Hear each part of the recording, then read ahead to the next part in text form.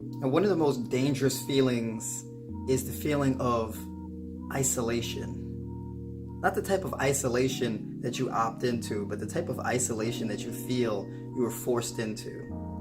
The feeling of not being understood, the feeling of feeling abandoned or alone, not being able to connect, right? These are very dangerous feelings because they put us in a hole. They put us in a deep, dark hole. And in that hole, we experience things like depression and anxiety. And a lot of us give up hope for life.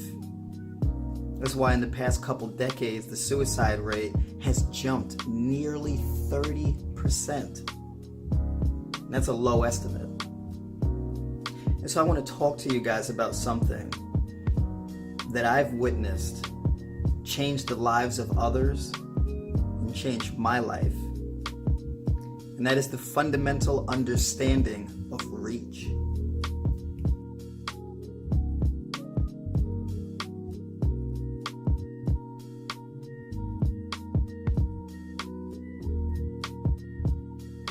Now, reach plays a fundamental role in pretty much every aspect of our lives. When we meet new people, we reach for the handshake. For the people we love, we reach for hugs, right? The things that we desperately want, we reach, right? We reach for the top shelf. We reach out and grab what we want, right? When we hear motivational speeches, it's all about reaching your dreams, reaching your goal. When you're a baby, right, you want to be held, you want to be picked up by your parents and loved. You reach up, right? Even in regards to technology, whether it be your cell phone, talking to somebody on the other line, or your Wi-Fi connection, watching your favorite person on YouTube, right? In order to receive the message clearly, you need reach. Because if you're too far away from that signal, you just ain't gonna get it. It affects us in every aspect of our lives. This is why it's so important to understand how reach operates. And so to get this point, I want you to think of yourself as both the radio and the radio station. Because all day long, you're sending and receiving signals. You're sending and receiving a frequency. Some of us send out a very powerful frequency. Some of us send out a very weak frequency, very low frequency. And when you're sending out that low frequency, you're sending out that low signal, it's very difficult to connect. And this is where the struggle happens. And so I want to share with you how I've discovered this and how it changed my life. So I'm going to talk to you a little bit about my childhood. So I grew up as an only child. And so some of the perks of growing up as an only child is having all your own toys and your own video games and having your own room, right? And plenty of space to yourself. Or at least that's how I grew up. I had the luxury of growing up that way.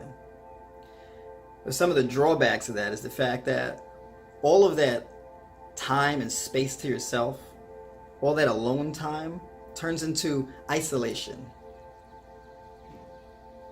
And that isolation over time becomes pathological. It turns into social awkwardness, right? It can breed a lack of self-esteem because your reach is weak because you haven't developed it, right? You haven't practiced it enough.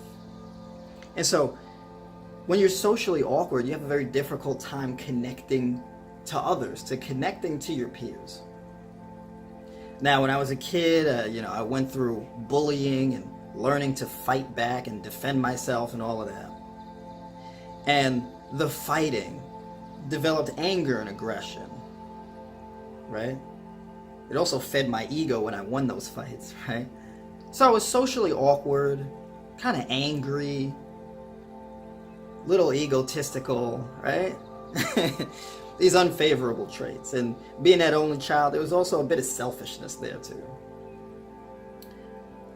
And so as I got older, right, the social awkwardness got worse. Because as you get older, you need to socialize more. You can't just go home and just spend all your time with your parents and have them love you.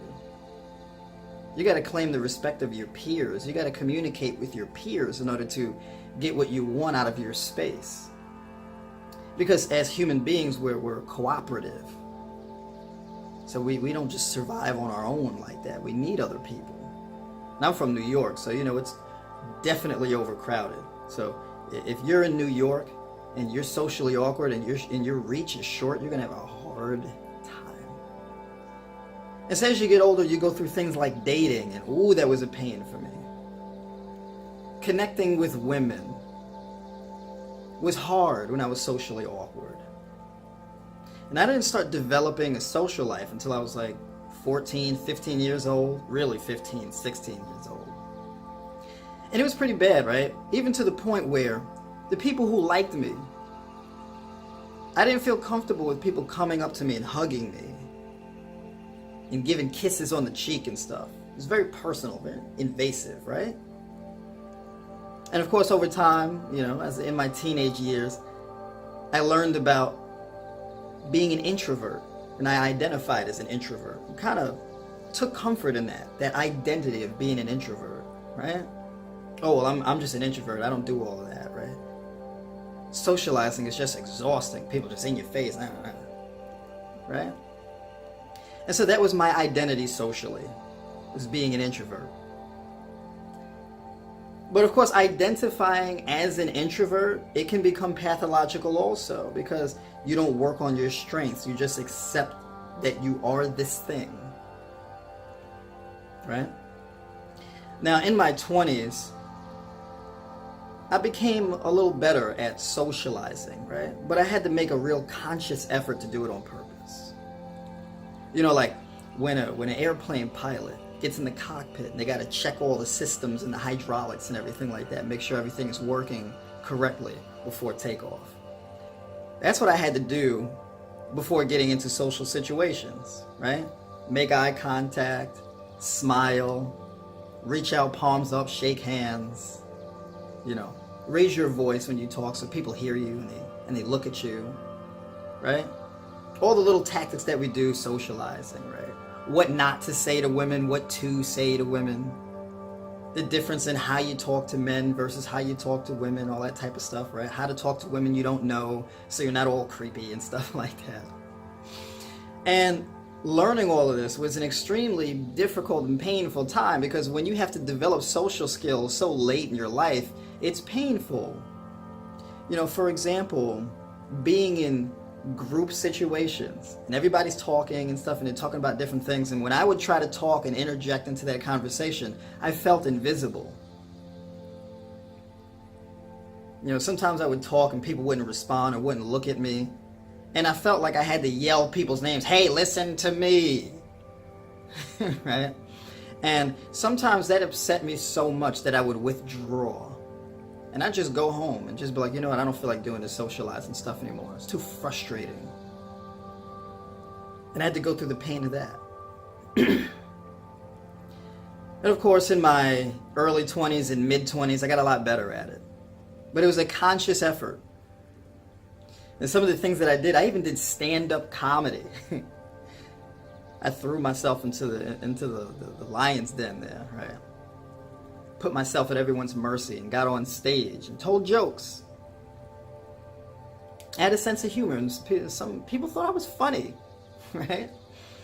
And it taught me very valuable lessons, right? It taught me about reach and developing these social skills and everything like that. Taught me a lot about reach, but I didn't understand reach really until like 30.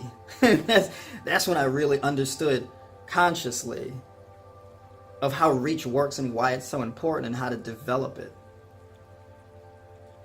And so there are certain things that you can do by yourself in your alone time that will turn your conscious effort towards social situations into a subconscious one. It makes it more natural. You don't have to be that pilot in the cockpit. Like, oh, okay, check this, eye contact, smile, You don't got to do all of that. You don't have to be fake or say that's perceived as fake. Like, oh, you can't just go into a social situation and just talk to people. You got to do this thing and put on a face. You got to put on a game face and implement strategies. It's too much work. But you can make a conscious effort to reprogram your subconscious, and that's really what you're supposed to do. And this makes it a lot easier.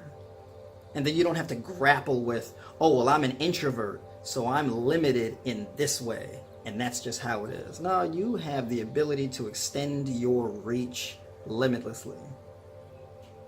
And so let's talk about that. Now, in order to understand reach, you got to understand that it is a physical attribute. It starts in the body and then transfers to the mind. Right? Literally, that's what reach is. It's a verb. It's a physical action. But it can be metaphorically also. But really, it all works the same. Whether you're trying to reach for your personal goals, right? Reach your dream life. Or you're trying to reach someone you love. Or you're trying to be in a loving relationship and you need to reach that man of your dreams or to reach that woman of your dreams. Or if you're an entrepreneur, you need to reach new customers and new clients in the marketplace. It's all reach. Whether you're reaching for a handshake or reaching for a hug, it's all reach. It's all the same thing, but it's a physical attribute. It starts in the body. And then the mind adapts. And so naturally what we do in today's society is we wake up and we're in our head. And we scramble and we get dressed and we head out to work. And we're in our head the whole time. Oh, I got to be at work on time. I got to do this. I got to do that. I gotta. In your head. And then when you're dealing with social awkwardness and things like that, and you find somebody that you're attracted to and you try to talk to them, but it's difficult because you got all the little voices in your head, right? You get that voice in your head that says, they're not interested in you. You're not good looking enough. You're not confident. They're probably with someone else. You're not ready. All these little voices in your head, right? That just talk you out of reaching for what you want. And if you try to reach for something while being talked out of it, you're going to have short arms. But you don't necessarily need to talk yourself into reaching in that moment, because you can address and improve your reach by yourself every morning. And so let's get physical.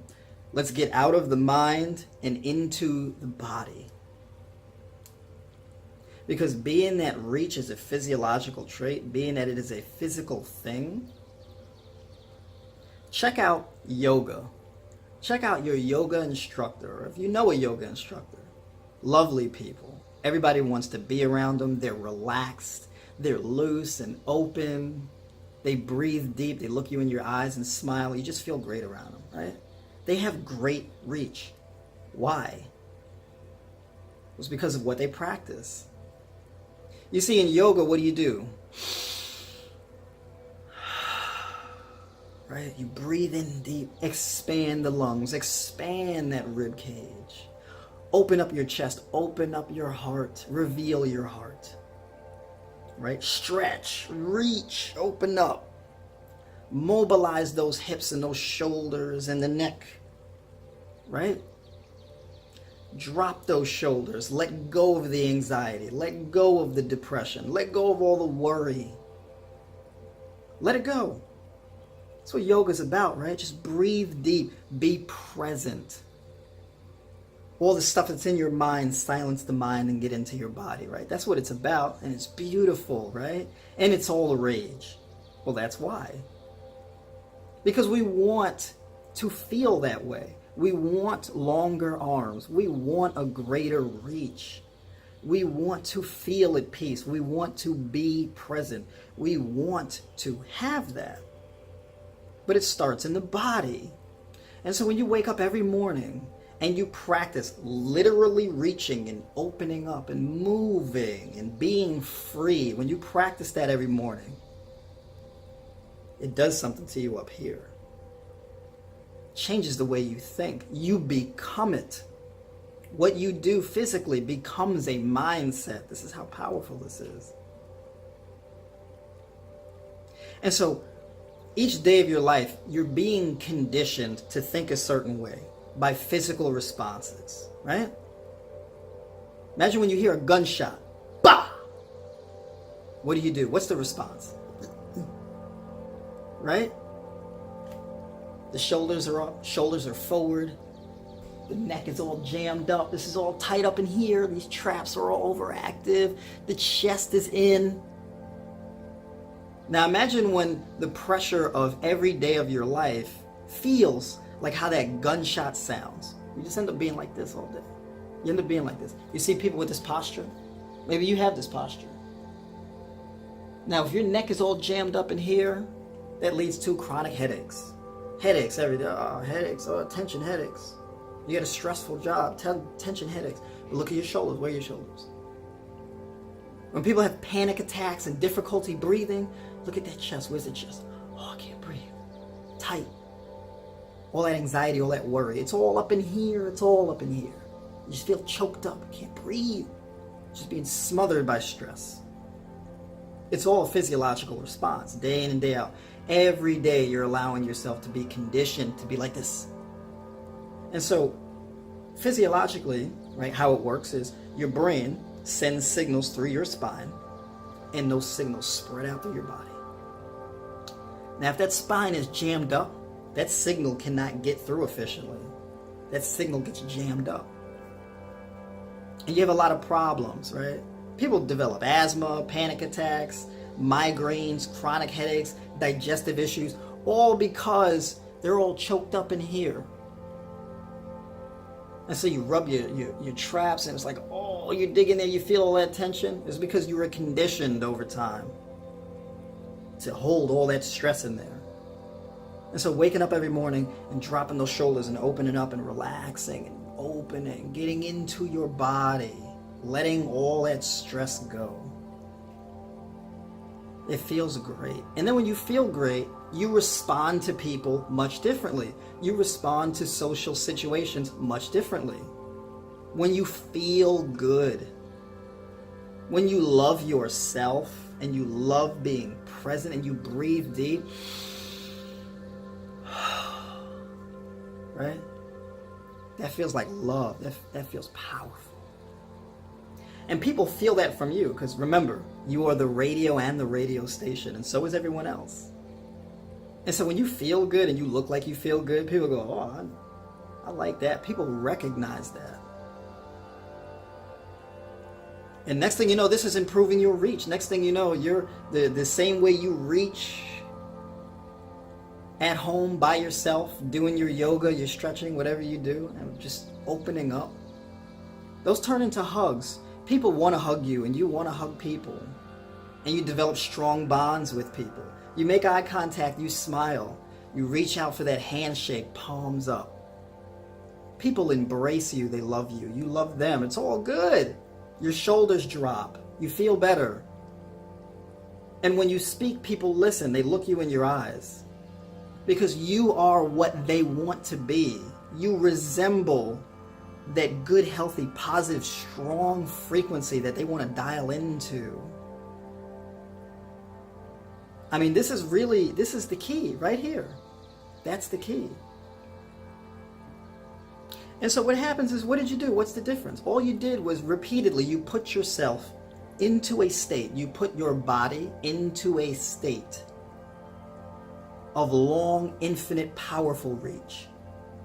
Every morning, 20, 30 minutes, 45 minutes to an hour every morning. And you become it. That's the key. Rather than trying to be all up in here and convince yourself to be a certain way in social situations, rather than doing all of that, put yourself into a state that naturally yields that result. Where you're calm. Because when you're not calm, people feel that. You make people nervous, right? Ladies, you experience that with that awkward guy that's not calm, and he comes up to you and he looks a little crazy. He's got all of this all this erratic energy and he wants to talk to you and you're like, ugh, right? But when a guy is calm and he just looks at you in your eyes and he smiles and calmly introduces himself, you don't feel threatened, you don't feel weary. Yeah, he's a chill guy, he's cool, right? We love chill, cool people with good energy. We love it. And so when every morning when you do physical things that calms you down and chills you out and raises that positive vibe in you, you're just more attractive that way. And if you're more attractive, people listen to everything you have to say. And when I started doing this is what changed my life. I changed physiologically, and that changed me psychologically.